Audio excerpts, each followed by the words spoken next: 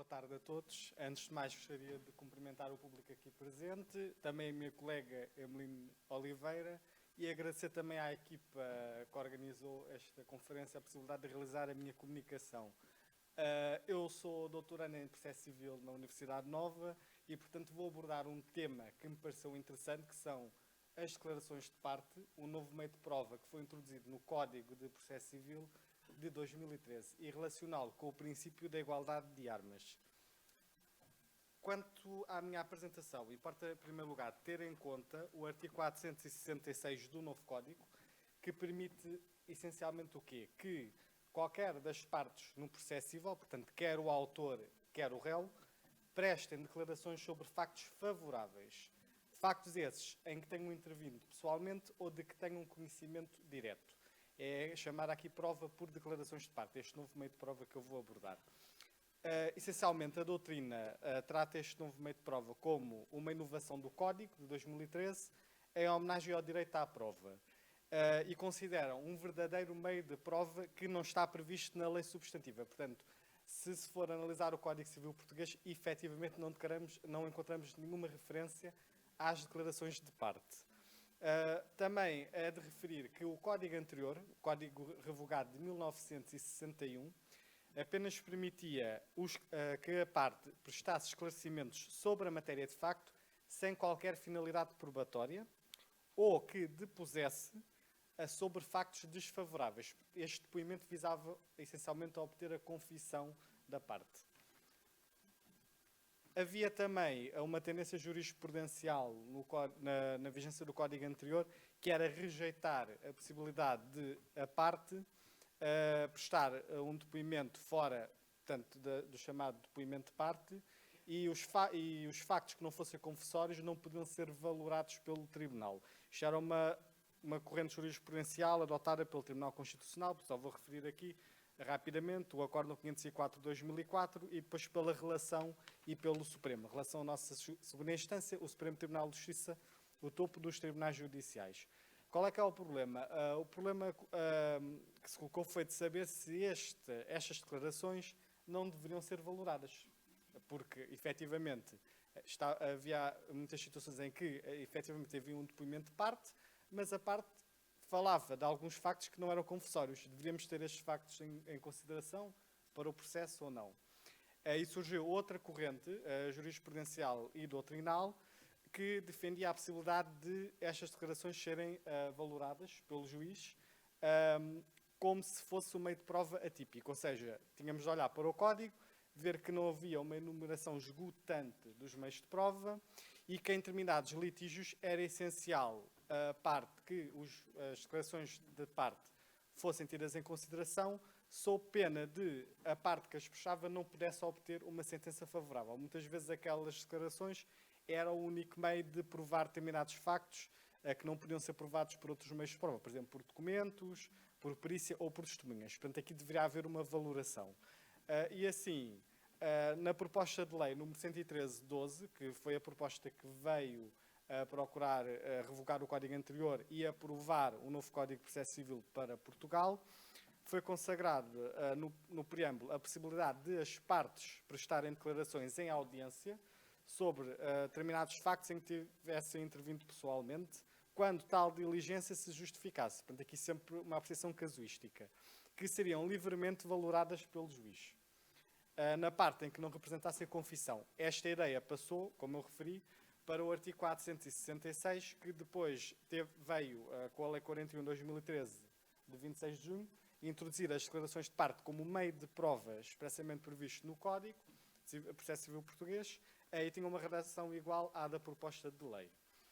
Quanto ao regime jurídico, muito rapidamente, as declarações de parte podem ser requeridas pelo próprio depoente, podem ser determinadas oficiosamente pelo juiz, nos termos do artigo 411, que prevê o poder oficioso do juiz quanto às provas, e também podem ser requeridas por uma comparte relativamente à outra.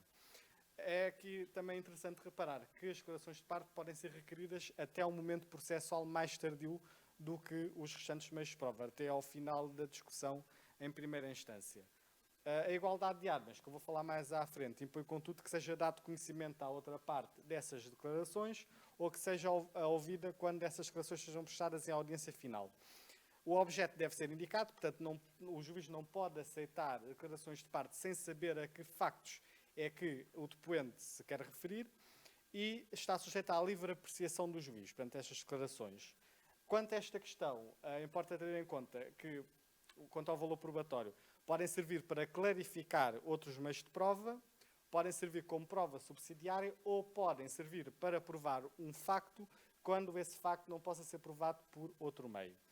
A avaliação das declarações de parte será sempre feita casuisticamente consoante o caso concreto e as circunstâncias inerentes. Quanto à igualdade substancial, todos sabemos que há um princípio constitucional e processual, também vigente no artigo 4º do Código de Processo Civil Português e no artigo 20, número 4 da Constituição, como decorrência do princípio do processo equitativo. Significa o quê? Uma igualdade no decorrer do processo, decorre do princípio da igualdade dos cidadãos perante a lei, prevista no artigo 13 da Constituição, e impõe que as partes tenham iguais meios de defesa, sempre que possível, ou que, quando não possam possuir os meios de defesa por alguma razão, haja um jogo de compensações para que uma das partes não fique desfavorecida em relação à outra.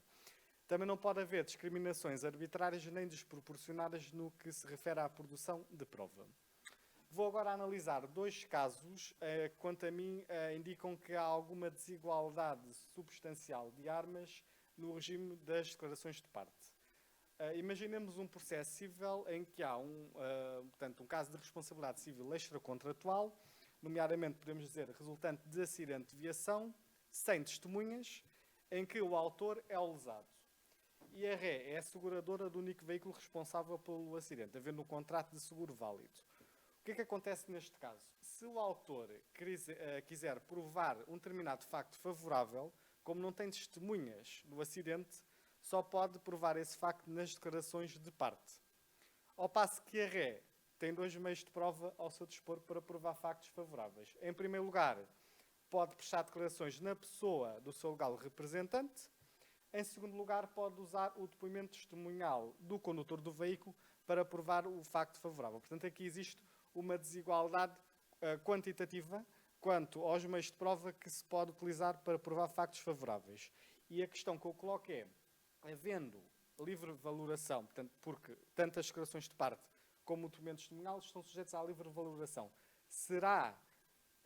qual será a importância que as declarações de parte terão nesta medida e qual será o seu contributo para a descoberta da verdade se o meio de prova, o valor do meio de prova é igual à da prova testemunhal. Neste caso, só existe o meio de prova que pode ser utilizado por parte do autor, o relator dos meios de prova ao seu serviço. Outra questão, outro caso, quando são requeridas declarações de parte e depoimento ao mesmo tempo, relativamente à mesma parte. Podíamos dizer que aqui, como o depoimento de parte deve ser prestado no início da audiência, tem finalidade confessória, podíamos dizer que havia a possibilidade das declarações serem prestadas no final da audiência. No entanto, não é isso que se verifica na prática judiciária, porque os juízes cíveis dizem que a parte deve ser ouvida de uma só vez. O que é que acontece na prática? Que sempre que é pedido depoimento e declarações, é tudo prestado no início da audiência. Portanto, a parte vai prestar declarações sem ouvir a versão das testemunhas que traz e das testemunhas da contraparte.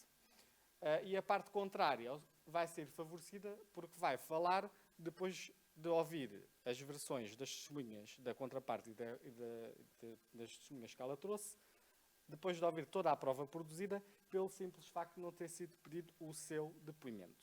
Concluindo, vemos que as declarações de parte, em regra, contribuem para que haja uma igualdade de armas ao longo do processo. No entanto, o depoente sai prejudicado nos dois casos que referi em relação à contraparte. O regime deve ser melhorado em dois aspectos. Quanto a mim, deve clarificar-se o valor deste meio de prova nos casos de indenização por acidente de viação sem testemunhas, para saber o que é que vale mais, as declarações do autor ou o documento testemunhal e declarações da ré. Em segundo lugar, permitir que as declarações sejam sempre prestadas no final da audiência, ainda que tenha sido requerido também o depoimento quanto à mesma parte.